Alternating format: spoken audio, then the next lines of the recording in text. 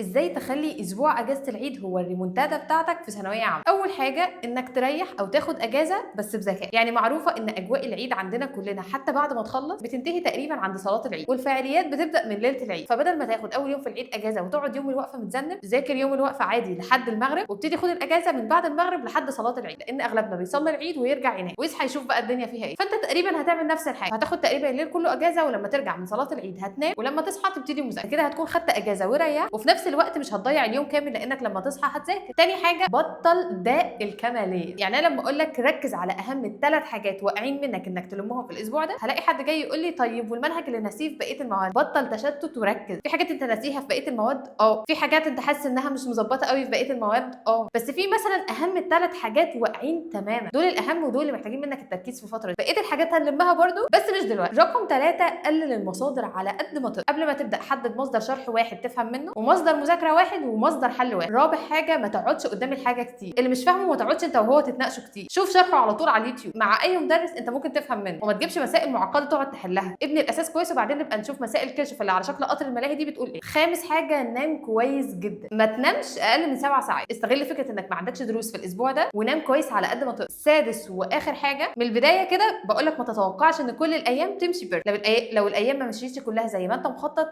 كمل ولا كأن حاجه. وبس كده، ما تنسوش تدعوا لي، وتوفيق.